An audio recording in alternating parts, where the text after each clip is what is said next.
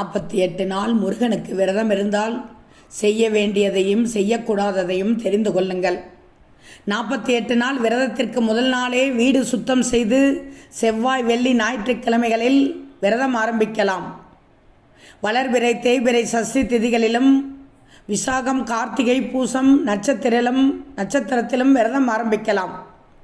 பெண்கள் தொடர் விரதத்தில் மாதவிடாய் காலத்தில் விரதத்தை நிறுத்திவிட்டு 25வது நாள் என்றால் மாதவிடாய் முடிந்து பூஜை அறைக்கு செல்லும் நாளிலிருந்து 26வது நாள் என விரதத்தை தொடர வேண்டும். முடிந்தால் ஒருவேளை விரதம் இருக்கலாம், அல்லது எளிமையாக ஒருவேளை நெய்வேத்தியம் மட்டும் சாப்பிடலாம். முதல் நாள் முடியும் நாள் மட்டும் ஒருவேளை விரதம் இருந்தால் கூட மிகச் சிறப்பு.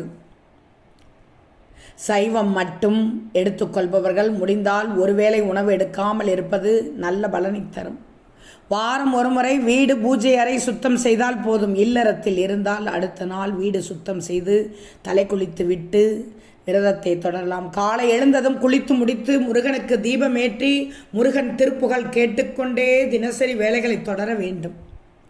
வெளியில் இருப்பவர்கள் முருகனை நினைத்து அசைவத்தை தவிர்த்து மனதோடு வேண்டினால் போதும். தினமும் தலை குளிக்க முடியவில்லை என்றால் செவ்வாய், வெள்ளி தலைக்கு குளிக்கலாம்.